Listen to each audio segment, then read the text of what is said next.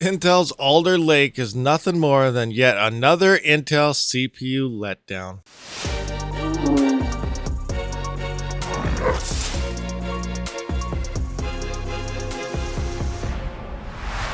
Okay guys, what is going on? Rabid here with the Rabid Mining YouTube channel. We're going to be looking at Intel's Alder Lake CPU, little write-up here in this article from PC Gamer. Then we're going to look at the specs, kind of compare it to an AMD specs from the 3000 series, which is 2.5 years ago, and we have found out that Intel has yet to learn anything when it comes to making a decent CPU. So it looks like they are making a hybrid design, and here they're saying the hybrid design refers to the fact that Alder Lake uses a mix of high performance and high efficiency cores in one chip package. Now, by high efficiency, I don't know if they have a different meaning for high efficiency over actual efficiency. We did hear that they did beat the 5950X in benchmarks, but what they forgot to leave out there, well, actually, I guess purposely left out, was a leak happened about a week or two ago, and they actually cranked up their TDP and had to crank out over 2.5 times the power in order to beat the single core performance of that 5950X. So again, when they talk about in terms of efficiency, I don't really know what they're talking about, because I thought using more power would be less efficient in order to do the same thing. Again, correct me if I'm wrong, Intel, but you know, something may be going on here. Anyway, so high efficiency cores into one chip. In a similar way how ARM has high power and low power cores in its mobile chips, that's why the core count above is written as 8P plus 8E. That's 8 big performance cores and 8 smaller or more efficient ones. So I guess maybe they just cranked out the performance cores. They use a lot more power than their efficient ones, so you know, maybe it just outbalances. Now again, back to the efficiency thing. I know everyone says crypto miners use way too much power, whatever else. But Nvidia and Intel do claim that there are so many gamers out there that only 3% of Nvidia's GPUs were sold to miners. So if that's the case, there's a lot of gamers out there, and they'll be by far using massive amounts of power. But again, nobody ever talks about that. So the big Golden Cove silicon is very much like the cores you'll find in Intel's current CPUs, and represents an evolution from the Willow Cove core design inside the Tiger Lake CPUs found in Intel's current 11th gen mobile chips. For the efficient cores, Intel has turned to its Atom offerings. In case you haven't been paying attention to the budget laptop market, Atom is Intel's low-powered, energy-efficient mobile CPU brand, the kind of silicon best avoided by gamers for years, but which has been gradually improving to the point it's now actually decent. The rumors are that the Grace Mount, which is the version of Atom used in Alder Lake, is now comparable to Skylake's performance, which, if true, means that Alder Lake could be a powerful force to reckon with. Indeed, early Alder Lake benchmark meets have it performing very impressively. They're probably performing or referring back to that 5950X thing again. I'm not really sure here, but Alder Lake also packs in plenty of next-gen technology into its design, including support for PCI Express 5 and DDR5.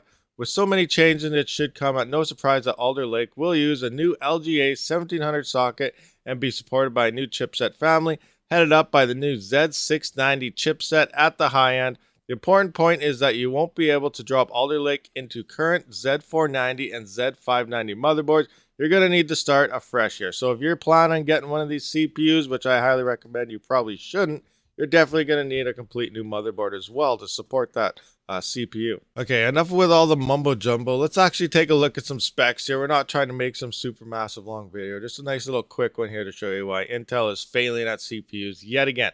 So on a miner's perspective, you know, there's a lot of gamers out there that just want the single thread performance. But again, games are starting to use more than just single threads. They're up to like 4, 5, even 6 threads being used. When I test some of my games, I am seeing 6, 7, 8 threads being used in like Ark Survival Evolved and whatnot. So again, it all depends. Yes, nice single thread performance was the norm and still is the norm technically, but we are starting to use games that are using a lot more threads and cores being needed other than the single thread performance. So Intel needs to step up its game. Here we do have the i9 12900K and the i9 12900KF. So if you are unfamiliar with this, the K means unlocked, which means you can overclock it, change your core settings, whatever you need to do, voltages. And the F means no integrated graphics. So we have an unlocked version as well as an unlocked with unintegrated graphics in here. So No integrated graphics means you are going to have to like use a GPU or something in order to see your BIOS, in order to see Windows, just like how the Ryzen CPUs are, unless you have a G version of that. But the majority of them have no integrated graphics. So again, if you get any CPU from Intel with an F in it, you will have to have a GPU as well. Here's a little comparison between the 3000 series from AMD over the new Intel. So you can see they have their 8+8 cores, so that is their performance cores and efficiency cores. Makes for a total of 16 cores, so that's not too bad. But only a total of 24 threads. So in comparison, so core-wise, that is the same as a 3950X. So looking pretty good there.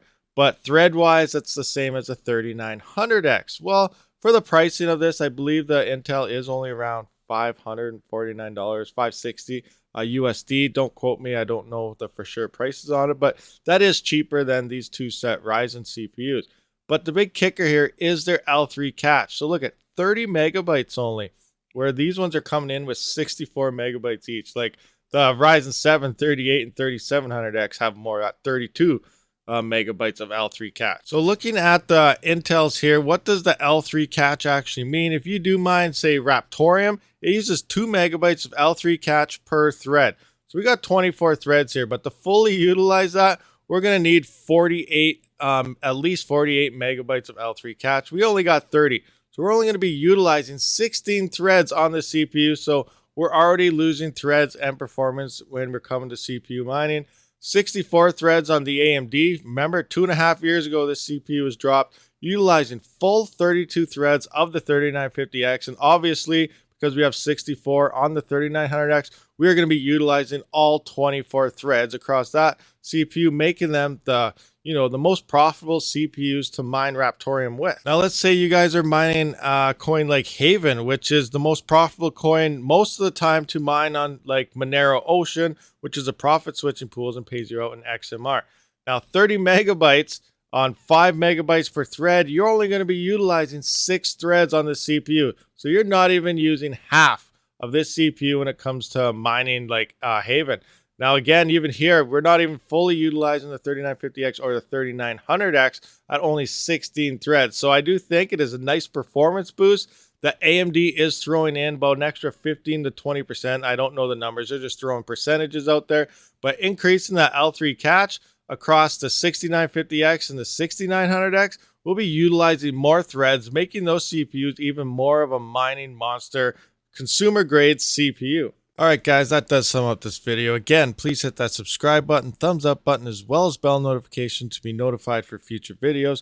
And if you were looking into the Alder Lake Intel CPUs, I would highly suggest change your mind. Keep going with Ryzen.